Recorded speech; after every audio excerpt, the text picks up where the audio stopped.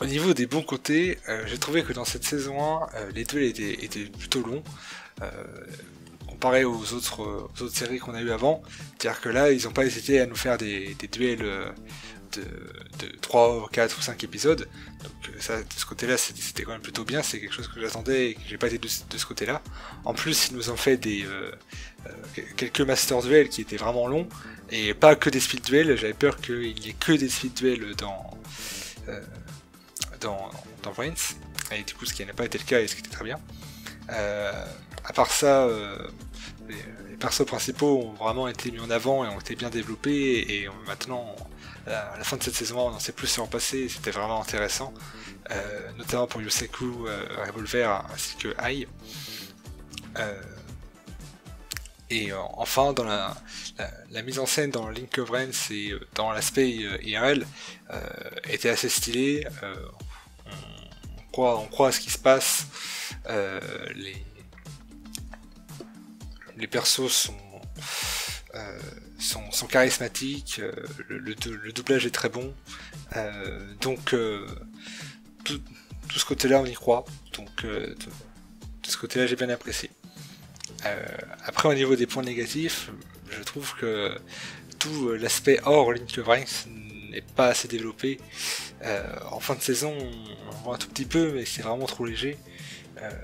Je pense qu'il y a mieux à faire pour la suite, donc on verra ce que ça donne, mais pour cette saison 1, c'était pas assez développé. Ensuite, les persos secondaires, bon, plutôt principaux, comme Go ou Aoi, n'étaient pas assez développés pour moi dans cette saison 1. Il manquait de personnalité et je trouve qu'ils sont partis trop vite. Donc de ce côté-là, c'était un peu dommage. Puis après, pour les persos plus secondaires, ils étaient encore plus effacés, je trouve. Mais j'espère qu'ils auront leur rôle par la suite. Alors, mon avis sur Link Vrain. Enfin, sur Yu-Gi-Oh! Vrain. En fait, je suis assez mitigé entre le début de la saison 1 et la fin de la saison 1 et début de saison 2.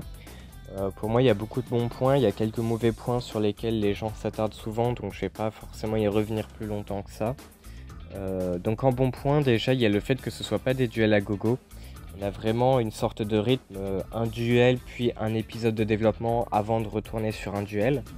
Ce qui amène en fait un certain bon développement au niveau de l'histoire. Alors au niveau des persos, ça reste discutable, mais au niveau de l'histoire, on a un développement assez correct, notamment le fait que ce soit plus vraiment un je veux devenir le roi du duel, mais que ce soit vraiment une quête de vengeance de la part de Yusaku qui décide en fait de faire cavalier seul. C'est assez rare dans Yu-Gi-Oh! Hein, même Yusei, pour qui on aurait pu penser que ce serait pareil, accepte les amis et accorde beaucoup d'importance en fait à l'amitié. Et Yusaku, lui, va vraiment décider de ne pas impliquer d'autres gens dans sa quête de vengeance, ce qui est assez intéressant. Ensuite, pour moi, la saison 1 devient intéressante seulement à partir du duel entre Ghost Girl et Revolver, puisque je trouve qu'avant, c'est plus des sortes d'épisodes filler, peut-être pas filler parce que ce serait un peu exagéré, mais d'épisodes sans réel intérêt qui sont plus là pour développer un petit peu Yusaku et sa quête, pourquoi est-ce qu'il est en quête de vengeance, etc. etc. Mais le scénario pour moi va vraiment devenir intéressant à partir de de Ghost Girl contre Revolver, et va vraiment prendre un intérêt au niveau de l'histoire et des personnages, avec Revolver qui vraiment va devenir beaucoup plus une menace en fait. Un autre bon point, c'est Revolver qui pour moi est l'un des rivaux les plus charismatiques qu'on ait eu de toutes les saisons Yu-Gi-Oh! Alors vous pouvez remballer vos Seto Kaiba, etc. Pour moi, Revolver reste le plus charismatique et a surtout quelque chose qui le place au-dessus de tous, c'est qu'il est une menace. C'est pas un personnage qui vraiment reste dans l'ombre ou reste en arrière comme Reggie et va tout préparer, etc. C'est vraiment une menace, hein. Il perd seulement contre Playmaker en fait déjà, et il gagne tous ses autres duels et il se montre être un adversaire vraiment redoutable. Ensuite, un autre bon point dans la saison 2, sur la saison 2, c'est qu'elle devient très belle. L'un des points que je reproche à la saison 1, c'est que ce soit beaucoup trop répétitif. Là, la saison 2 avec Neolink Vrain, etc., c'est beaucoup plus beau, on voit que les bâtiments sont travaillés, etc. C'est plus l'aspect des sortes de bâtiments de la saison 1 qui devenait très répétitif. Ensuite, on voit donc des développements qui sont assez sympas dans la saison 2, notamment le développement entre Akira et Ghost Girl. Ghost Girl qui va s'opposer en fait à Shepard, qui va tenter de traquer Playmaker, et Akira qui lui va s'opposer à Queen, qui va tenter aussi de traquer Playmaker, ce qui en fait les rapproche et donne une sorte d'effet miroir en fait. On voit aussi Go qui commence à avoir un développement, notamment avec le fait qu'il devienne tracker pour retrouver Playmaker en fait. Et on a les Knights of Hanoi qui, selon le générique, devraient revenir, avec Spectre qui en théorie devrait avoir son Ignis, mais s'il a son Ignis, Revolver ne sera pas content. Et donc c'est quelque chose qui va amener un moment critique en fait, et qui sera très intéressant à mon avis dans l'histoire. Après, il y a aussi pas mal de mauvais points qui sont très souvent répétés, donc je vais pas forcément m'y attarder. On a le fait que ce soit parfois très moche comme épisode, le fait que Yusaku soit très développé mais qu'au final des personnages comme Go par exemple ne le sont quasiment pas, le fait que en fait, les personnages ne servent qu'en fonction de Yusaku, c'est-à-dire qu'ils ne servent que à le mettre en valeur. Et il n'y a aucun développement qui est fait autour d'eux puisque justement ça ne sert qu'à mettre Yusaku en valeur, ce qui retire beaucoup d'intérêt à ces personnages. Et l'Arcanosaur qui pour moi n'a pas été assez exploité. On aurait pu par exemple espérer une intervention beaucoup plus critique de Sol, on aurait pu espérer une vision des traumatismes un petit peu de ceux qui sont passés en Anosaur. Enfin, j'aurais aimé avoir de plus grosses répercussions en théorie, enfin en quelque sorte pardon, que tout ça, parce que là on a vraiment l'impression que les gens ils se sont réveillés après avoir été des Anosaurs et qu'ils ont fait oh bah c'est cool, je mange un petit coup et puis j'y retourne, y a pas de souci.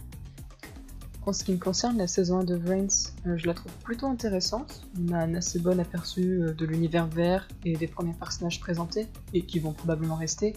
Donc on a Yusaku, Ai, Kusanagi, Revolver, Blue Angel, Go, et Akira et Ghost Girl. En point positif, déjà l'esthétique générale de Vrains elle est plutôt bien pensée et visuellement cool. Et aussi le fait qu'on ait une ambiance plus sérieuse, comme dans 5D. Aussi le fait que le protagoniste, donc Yusaku, commence comme un anti-héros qui n'aime pas vraiment les duels mais qui s'en sert comme outil de vengeance, c'est plutôt nouveau à les licences et plutôt bien pensé. Par contre Yusaku tend peut-être trop à être sans défaut entre guillemets comme l'était Yusei, et du coup ça serait bien dommage vu le background du personnage.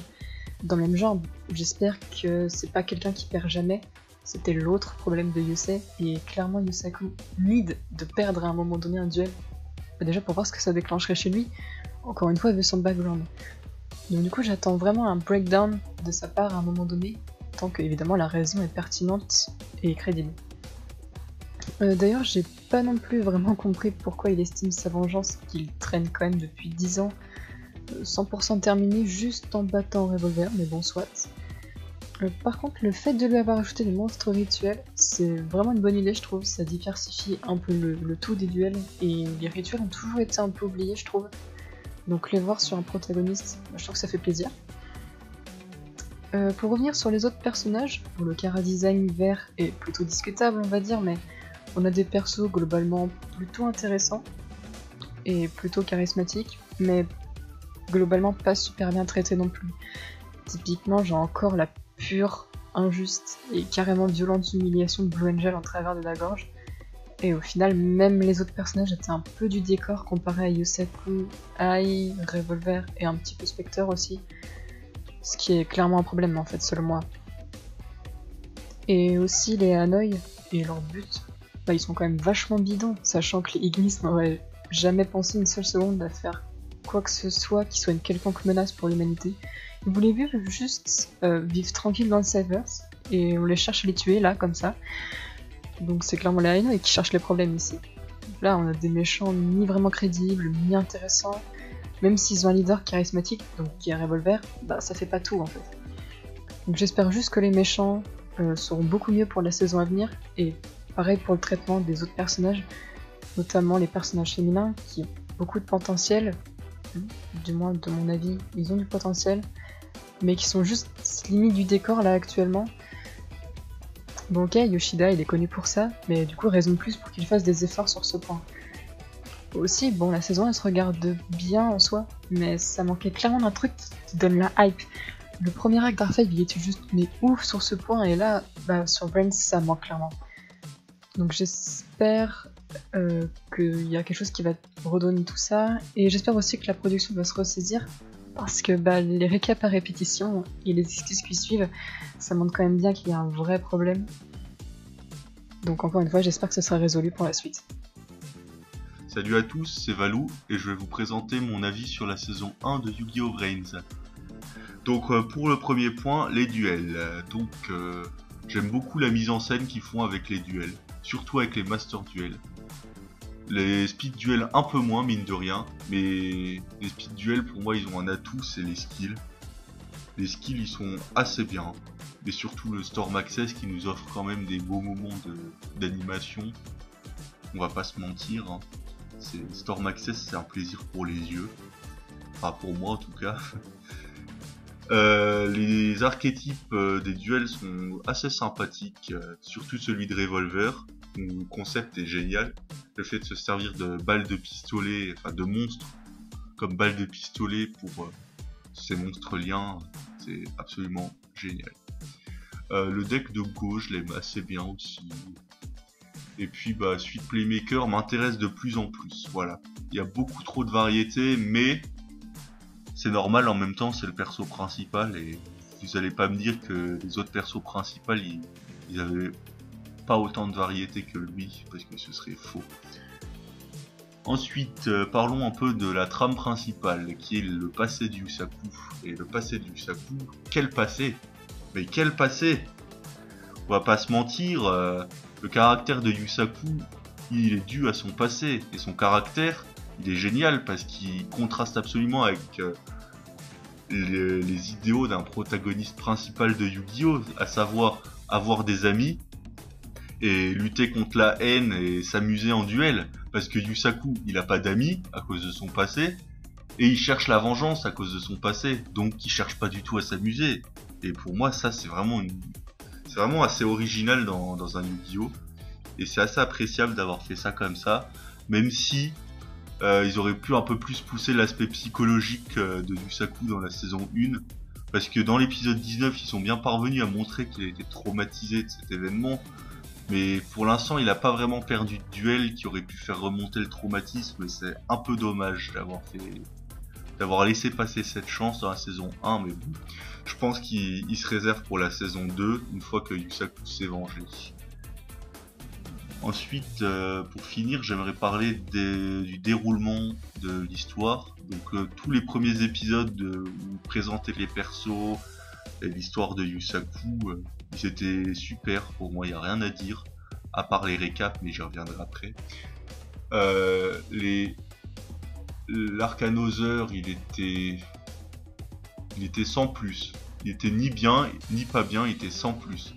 Je trouve qu'ils ont vraiment fait n'importe quoi avec Vaira, et c'est vraiment dommage. Mais même avec tous les méchants en général, parce qu'ils auraient pu s'en resservir après dans l'arc suivant. Et c'est vraiment bien dommage qu'il l'ait pas fait, parce que tu vas me dire l'arc suivant il y avait deux méchants, mais deux méchants c'était Spectre et Revolver, et à eux deux ils ont pas besoin des autres pour carry le game, on va dire, hein. Parce que bon, l'arc suivant il était quand même bien, on va pas se mentir, il était même très bien. On a eu beaucoup de révélations dans cet arc, notamment que Spectre est un autre des 6 gamins. Et j'ai beaucoup adoré ce passage-là, parce qu'on a découvert notamment que c'était un psychopathe, puisqu'il réagit pas normalement quand il se fait kidnapper, c'est quand même fou. Enfin bon, c'était sympathique quand même à regarder. J'ai pas beaucoup de temps, donc je vais passer au point noir de la saison 1 selon moi. Pour moi, je suis désolé, mais c'est les récaps. Je sais que c'est pas leur faute s'ils font des récaps, ils ont pas de budget ou quoi que ce soit. Moi je connais pas trop l'animation japonaise, les studios, comment ça fonctionne. Mais les récaps ça casse quand même vachement le rythme de la série. Et surtout avoir un récap pour savoir ce qui s'est passé à l'épisode d'avant, je pense quand même que on n'a pas de gros problèmes de mémoire pour se faire rappeler tous les 8 épisodes ce qu'on vient de voir pendant les 2 derniers mois. Hein. Et puis, des autres personnages, je trouve pas qu'ils aient été sous-exploités. Je trouve que pour le coup, par rapport à l'histoire de Yusaku, ils sont à leur place, ils remplissent leur rôle. Voilà. Ils ont eu un moment, leur petit moment de gloire, et puis ça leur a suffi. Selon moi. Je pense que ce qu'on veut voir surtout, c'est Yusaku, enfin le développement du Yusaku, même s'il est pas encore là, mais il va venir dans la saison 2. Et salut à tous, c'est Yuri-sama. On se retrouve donc pour un rapide débrief de mon avis sur Vrains jusqu'à maintenant et sur ce que j'en attends donc pour la suite. Donc, je fais pas la VOSTFR pour rien, c'est-à-dire que j'ai vraiment beaucoup accroché à Vrains. Déjà tout le côté informatique, moi c'est de base ça me parle donc forcément. Le monde virtuel et tout ça, c'est des concepts que j'ai beaucoup aimés. Mais au-delà de ça, j'ai beaucoup, contrairement à certains, j'ai beaucoup accroché aux personnages. C'est pas pour ça que je vois pas les problèmes dans le développement ou le non-développement de certains personnages. Mais voilà, moi ça m'a pas beaucoup gêné, j'aurais pas craché sur un peu plus de développement pour Yusaku et pour un petit peu plus de place pour les autres personnages. Bon, c'est un peu... Oui, j'ai trouvé ça dommage, clairement. Mais après, bon, j'ai pas non plus trop de soucis avec les personnages en manière générale. Il y en a que j'apprécie beaucoup, comme Yusaku, Kusanagi, même s'il a encore, effectivement, il a pas du tout de développement même. Akira, pour le coup, j'ai bien aimé le développement, il est pas énormissime, mais j'ai trouvé ça intéressant, mine de rien, il y a quand même une évolution pour ma part. Je dirais que surtout déception sur Go et Aoi. Go parce qu'il a pas grand chose, hein, tout simplement. Et Aoi parce que Blue Angel est un peu trop existante encore. Je vais être d'accord avec ce qu'avait dit Gigi, c'est que globalement j'aime bien Aoi, mais Blue Angel a pas assez évolué en fait. Aoi ne transparaît pas et pendant le duel contre Spectre, ça aurait été l'occasion justement de mettre ça en avant et pas du tout. Donc c'est dommage. Là vraiment on verra. Mais j'espère qu'ils corrigeront le tir. Ensuite, au niveau des méchants, bon les méchants, je suis comme tout le monde, j'adore Revolver. C'est probablement mon perso préféré avec Yusaku vraiment. En termes de leur action, de leur façon de penser, je trouve que c'est les plus intéressants à suivre. Et leur duel évidemment, on en y reviendra. Du coup, donc voilà, le Ryoken, lui surtout, effectivement, c'est celui qui a la personnalité la plus intéressante, le cheminement le plus intéressant. C'est lui qui soulève en plus une thématique que j'ai beaucoup appréciée, c'est le rapport entre les IA et les humains. Ça c'est fondamental dans la série et je trouve ça super intéressant parce que non seulement c'est un thème qui est pertinent de manière contemporaine et la façon de le traiter est vachement pertinent parce que très réaliste. Le fait de dire que ce sont les humains qui sont un problème, j'ai trouvé ça beaucoup plus intéressant que de nous resservir un éternel Skynet, mais cette fois-ci avec 6 Skynet en gros. Enfin, c'est plus intéressant parce qu'en plus le débat a vraiment lieu d'être. Et bon, après, j'aurais aimé qu'on voit un petit peu plus des autres Ignis, même si là aussi je comprends pourquoi. Bon. Pour passer justement faire la petite transition sur les duels. Les duels que là aussi j'ai pas mal apprécié parce qu'il y a eu une vraie volonté de rendre les duels un peu plus réalistes. Alors le deck du protagoniste est toujours composé de 50 milliards de cartes, mais à part ça, surtout pour les autres persos, en fait, ils ont essayé d'avoir des duels qui ont un feeling beaucoup plus réaliste. Et ça m'a beaucoup plu. Globalement, je trouve les duels même assez fun à regarder. Très divertissant. Bon, il y en a des meilleurs que d'autres, c'est sûr. Mais surtout quand il y a du gros combo, je trouve que c'est assez percutant et que ça fonctionne très bien. Le changement d'animation, évidemment, dans l'invocation Link étant salvateur. Yo, c'est Flav. Alors moi, pour mon côté, vis-à-vis de Vrain, je pense qu'au niveau de toute la saison 1, selon mon avis, j'étais quand même assez mitigé au niveau du casting. J'ai trouvé le casting très auto-centré sur Yusaku, très vraiment se centrer, et même quand le groupe ont formé vaguement quand tout le reste, donc Go et Blue Angel ont formé un groupe avec Yusaku pour arrêter l'arbre d'Anoi, j'ai trouvé que c'était très quand même dispersé, je trouvais les personnages, franchement, le casting du groupe et tout, quand on fait le parallèle, je sais pas, avec Arc 5, au bout déjà de l'épisode 5, on a tout le casting qui a été fait, il y a Sora qui apparaît, tout ça, même à l'épisode 8, il me semble qu'il y avait déjà Reggie, bon, je vais pas faire après des comparaisons, mais c'est juste pour dire que je trouve qu'en 50 épisodes, le casting a vraiment été, je sais pas comment expliquer, pas bâclé, parce qu'en plus ce sont des bonnes histoires et tout, Go, il y a une histoire touchante, Blue Angel aussi, avec son frère et tout, mal exploité. La seule chose que je trouve qui a été excellemment bien exploitée dans la saison 1 a été Revolver et Yusaku, avec un duel aux petits oignons final quand même que j'ai adoré avec Extra Linku, qui était juste au niveau epicness était là. Et donc franchement bon, c'est un des seuls bons points que j'ai envie d'ajouter, avec un petit peu l'histoire d'Ignis, des Ignis et tout, que je trouvais ça assez sympa, qui semble être mis en avant d'ailleurs dans la saison 2. Au début de la saison 2, j'ai vu les 3 premiers épisodes, qui sont assez... qui semblent à la fois... Enfin, je sais pas. Moi, ça m'a pas convaincu. J'ai l'impression qu'ils vont repartir dans la même erreur qu'avec la saison 1, c'est-à-dire un casting vraiment sous-exploité. Bon, après, je sais pas, ils ont mis en avant Soul Burner, c'était sympa, j'attends de voir. En plus on met en avant le monde Cybers, le développement des Ignis et tout, donc ouais, bon, ça semble être parti dans un développement intéressant, mais là aussi on fait une histoire intéressante comme vous voulez, mais que le casting, les personnages ne suivent pas au niveau du développement, ça va faire le même problème que la saison 1, on va avoir l'impression de tout centrer autour du Yusaku, et ça va être chiant quoi, parce que bon, Yusaku il est gentil, mais enfin, c'est pas un personnage que j'ai du mal à m'intéresser à lui quoi. Au bout d'un moment, c'est intéressant un moment, mais pas que lui quoi. Et en plus, juste pour terminer, pareil au niveau des cartes, c'est très bof. Je trouve que il y a aucun lien avec il n'y a pas de développement relationnel entre Yusaku et son jeu de cartes, les Code Talker et même le Fireball Dragon qui est censé être son méga dragon quoi. Je veux dire, par exemple, dans 5D, on savait qu'il y avait un lien particulier entre Dragon Poussière Étoile et Yusei, même Neos, entre Neos et Jaden, tu vois.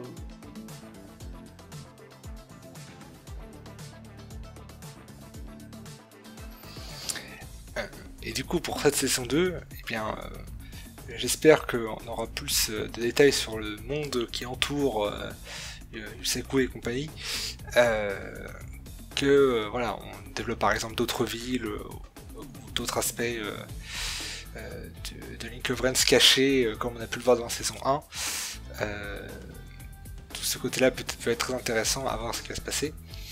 Ensuite, j'aimerais que justement les personnages secondaires soient moins effacés, soient plus mis en avant, quitte à les voir uniquement ces personnages-là pendant 2 ou 3 épisodes à la suite.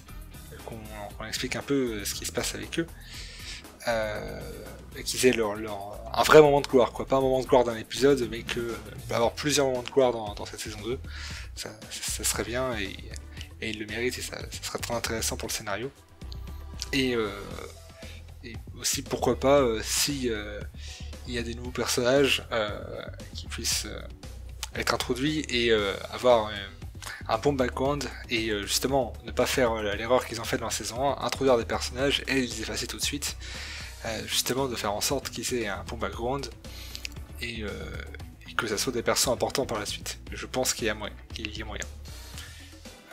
Donc voilà pour mes attentes pour cette saison 2. Après, au niveau de mes espérances pour la saison 2, j'aimerais un développement entre Playmaker et Go déjà, avec la chasse que Go va mener contre Playmaker, qui à mon avis sera très intéressante.